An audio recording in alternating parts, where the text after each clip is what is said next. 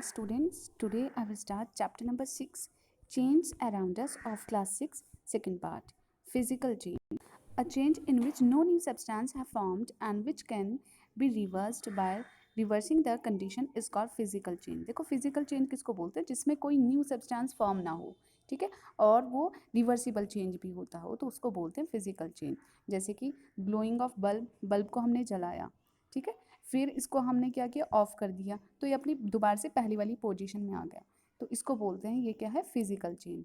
मतलब इसमें कोई न्यू सब्सटेंस नहीं बना, ठीक है, सिर्फ लाइट अप हुआ है बल्ब, और इसको जैसे हमने उसको ऑफ किया तो दोबारा से वो फिर से पहली वाली कंडीशन में आ गया, तो इसको बोलते हैं फिजिकल चेंज। जैसे मेल्टिंग ऑफ आइस, बर्फ को हमने रेफ्रिजरेटर से बाहर निकाला, आइस क्यूब को रेफ्रिजरेटर से बाहर निकाला, तो फिर क्या हुआ, वो मेल्ट होना शुरू हो गया, उसका क्या बन गया, वाटर।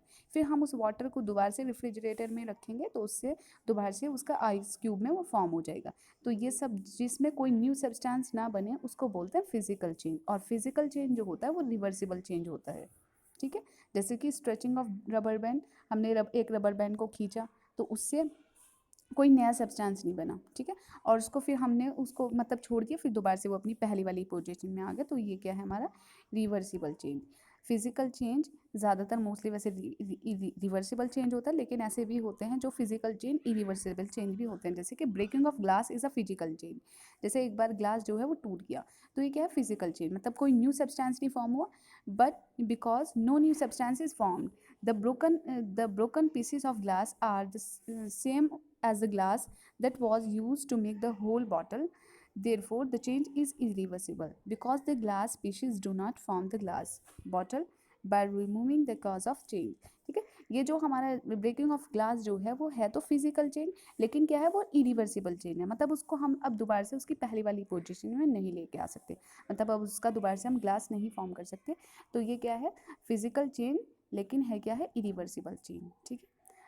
उसके बाद है केमिकल चेंज, जिसमें बस आपको याद रखना है कि फिजिकल चेंज उसको बोलते हैं no new substance are formed, a change in which new substance are formed and which can be reversed by reversing the condition is called a chemical change, ठीक है।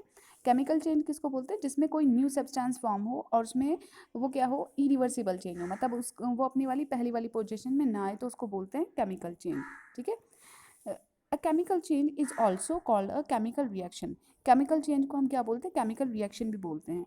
जो सब्सटेंस स्टार्टिंग में होता है तो उसको बोलते हैं रिएक्टेंट। देखिए यहाँ पे जो स्टार्टिंग में जो सब्सटेंस होता है वो होता है रिएक्टेंट, और जो फिर इसका कोई बन जाए, इससे मतलब कोई दूसरा सब्सटेंस बन जाता है तो उसको बोलते हैं प्रोडक्ट, ठीक है। तो ये हो गया प्रोडक्ट।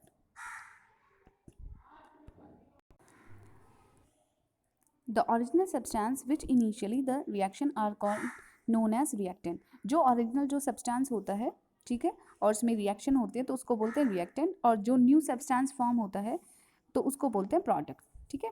तो इसमें क्या होता है, केमिकल चेंज में एक सब्सटेंस जो स्टार्टिंग में होता है, जो रिएक्शन जिसके साथ होती है तो वो रिएक्टेंट होता है, और से कोई न्यू सब्सटेंस फॉर्म होता है तो वो बोलते हैं प्रोडक्ट। तो ऐसे चेंज को बोलते हैं जिसमें न्यू सब्सटेंस फॉर्म होता है और वो क्या है, इरिवर्सिबल चेंज है, तो उसको बोलते हैं केमिकल चेंज, ठीक है। जैसे कि बर्निंग ऑफ कैंडल, ठीक है, burning of paper, rusting of iron, ये सब क्या है, केमिकल चेंज है। मतलब कोई न्यू सब्सटेंस भी फॉर्म होता है, जैसे कि हमने क्या किया, बर्निंग ऑफ पेपर है, पेपर को हमने क्या किया, बर्न किया। देखो एक पेपर की अगर हमें शेप बनानी है, जैसे कि आपको देख रहे हैं, तो ये क्या है, फिजिकल चेंज है, ठीक है। पेपर को फोल्ड कर रहा है तो ये क्या बन गया, मतलब इसकी जो शेप है पेपर की वो क्या होगी, चेंज होगी। सिर्फ फिजिकल चेंज में प्रॉपर्टी चेंज होती है, फिजिकल प्रॉपर्टी चेंज होती है, ना कि केमिकल प्रॉपर्टी। तो फिजिकल प्रॉपर्टी क्या है, मतलब इसकी क्या हो गई, पेपर की शेप चेंज कर दी, लेकिन इसको जब हम उस पेपर को दोबारा से इसको ओपन करेंगे तो ये दोबारा से इस तरह का पेपर अपनी पहली वाली पोजीशन में आ जाएगा, तो कोई न्यू सब्सटेंस नहीं फॉर्म हुआ, तो इसको बोलते हैं फिजिकल चेंज। लेकिन अगर बर्निंग ऑफ पेपर, अगर हम पेपर को जला रहे हैं तो जला के उसकी क्या बन गई, लास्ट में ऐश बच गई, राख बच गई, ठीक है, तो वो क्या है, न्यू सब्सटेंस बन गया है। तो उस न्यू सब्सटेंस को, उस ऐश को हम दोबारा से, उस ऐश से हम पेपर नहीं फॉर्म कर सकते, तो ऐसे चेंज को क्या बोलते हैं, इरिवर्सिबल चेंज और केमिकल चेंज।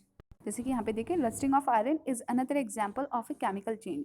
ये रस्टिंग ऑफ आयरन, जो लोहे के ऊपर जंग लग जाता है, ये भी क्या है, केमिकल चेंज है। देखो अभी आयरन जो है वो बिल्कुल सही है, लेकिन जैसे ही इसके ऊपर जंग लग गया तो इसकी जो क्या है इसका, रेडिश ब्राउन कलर का इसका आ गया, ठीक है। तो न्यू सब्सटेंस जो है वो फॉर्म हो गया, मतलब रस्ट लग गई इसके ऊपर, तभी तो इसका जो कलर है ये सब चेंज हो गया।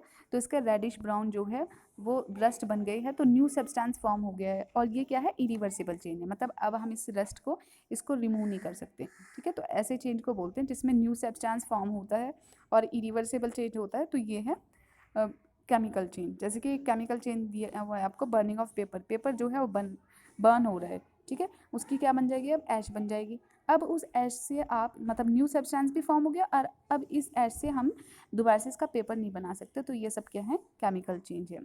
Example of some other chemical change are cooking of food, food getting spoiled, curdling of milk, digestion of food, germination of seed, and blackening of silverware.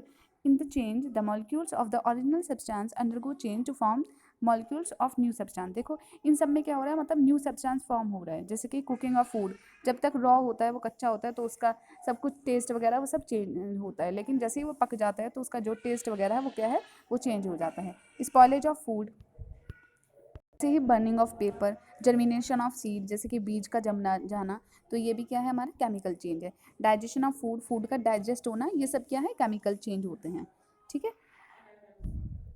By how you come across enough example of to know how some change can be brought about, physical and chemical change can be brought about by, ठीक है। कुछ physical और chemical change होते हैं, जैसे कि mixing of two or more substances, heating and cooling. Mixing of two or more substances, देखो physical change में एक या एक से ज़्यादा सब्सटेंस हम मिक्स कर लेते हैं तो उसको बोलते हैं फिजिकल चेंज। देखो जैसे कि if add the salt in water, अगर आपने पानी के अंदर नमक डाल दिया तो उसका क्या बन गया, एक सॉल्ट सॉल्यूशन बन गया, ठीक है। You also so that we can get back the salt by evaporation of water, and the water by condense of the water vapor and no new substance is formed। देखिए हमने क्या किया, नमक, पानी के अंदर नमक डाल दिया तो क्या बन गया, वो सॉल्ट सॉल्यूशन बन गया। अब क्या करें, उसको हम वापस से उसकी पहले वाली पोजीशन में कैसे लेके आएंगे, कि जो वाटर है उसको तो हम इवेपोरेट कर लेंगे, ठीक है। जब हम उसको बॉईल करेंगे तो उसकी भाप बन जाएगी, पानी स्टीम बन जाएगी, और उस स्टीम को फिर हम क्या करेंगे, किसी दूसरे उससे, मतलब ट्यूब वगैरह लगा के उसको कंडेंस करेंगे, उसका वापस से पानी बना देंगे, और जो नीचे सॉल्ट है वो रह जाएगा। तो इसमें कोई न्यू सब्सटेंस नहीं बना, और हम इसको मतलब क्या है, सेपरेट भी कर सकते हैं फिजिकल चेंज को, लेकिन और ये क्या है, रिवर्सिबल चेंज होता है। Mixing of two substance can also bring about a chemical change, लेकिन दो सब्सटेंस को अगर हम मिक्स करते हैं तो उसमें केमिकल चेंज भी कैसे होता है, जैसे कि आपने बेकिंग सोडा में लेमन जूस ऐड किया, hissing sound is heard and bubble are seen rising in the mixture. जब आप बेकिंग सोडा के अंदर क्या डालेंगे, लेमन जूस डालेंगे, तो आपको कुछ साउंड भी, मतलब आवाज़ भी सुनाई देगी, और बबल्स से जो है वो उस मिक्सचर में आपको दिखाई भी देंगे। In this case carbon dioxide is one of the product, और इसमें क्या होगा, इस केस में जो कार्बन डाइऑक्साइड होगी वो फॉर्म होगी, तो वो क्या है, प्रोडक्ट बन गया। Other product are also formed when different properties, ठीक है, और प्रोडक्ट भी आपको इसमें फॉर्म होंगे, ठीक है। जैसे कि बेकिंग सोडा को जब लेमन के साथ ऐड किया तो इसमें कार्बन डाइऑक्साइड फॉर्म होंगे और अदर प्रोडक्ट भी बन जाएगा, ठीक है। तो जब टू और मोर सब्सटेंस को हम मिक्स करेंगे तो उसमें फिजिकल चेंज भी होता है, केमिकल चेंज भी होता है।